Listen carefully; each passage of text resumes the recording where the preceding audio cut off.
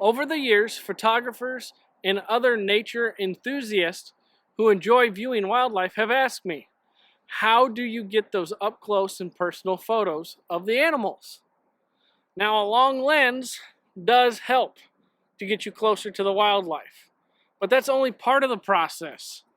In this video, I will be discussing a few techniques that I use when I'm out in the field photographing mammals. Let's first take a look at the ungulates, or hoofed mammals, such as deer, elk, moose, sheep, and mountain goats. They feed up to 4 times a day, generally in the morning and evening hours. Then in the afternoon hours, you can find them taking a break to chew and digest their food. They will give you warning signs if they're feeling distressed. A couple warning signs are the stomping of the feet or a snorting type sound. If you see any of these warning signs, make sure you slowly back off and give the animal some more space. Ungulates tend to be very curious, and they may even start to approach you.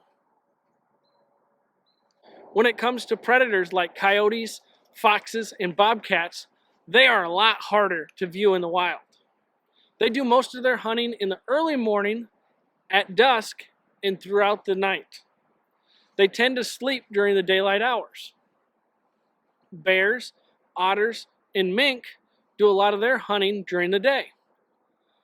If I find a predator to photograph, I always try to stay downwind from them, because if they get an unfamiliar smell, they will quickly leave the area and you won't have a photo. I also use blinds and camouflage to help break up the human form. The winter and spring months are some of the best times to find these types of predators. With the snow on the ground, it makes it a lot easier to track mammals. All mammals have a unique footprint.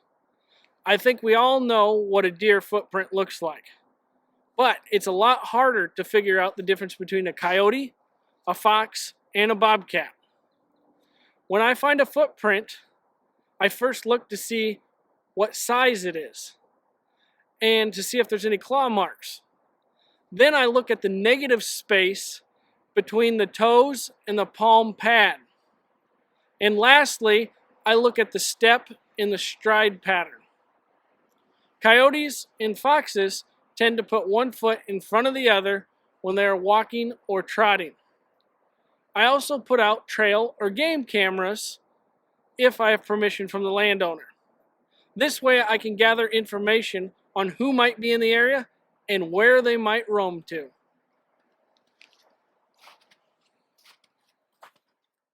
Springtime is a great time to get your baby wildlife photos. However, be very mindful of the stresses you may cause to your wildlife subjects.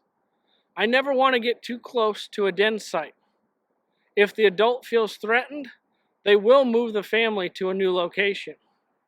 I always try to keep my distance and to stay as quiet as possible. I also try to position the camera eye level with the subjects. Eye level images put the viewer's position to be equal with the wildlife. The invention of the silent shutter also helps to capture your photos. It's like being in stealth mode. Learning about the different mammals in your area, along with the habitats and the food they prefer, will go a long ways to helping you find and photograph the action. Remember, seeing wildlife in their natural habitat is a true privilege.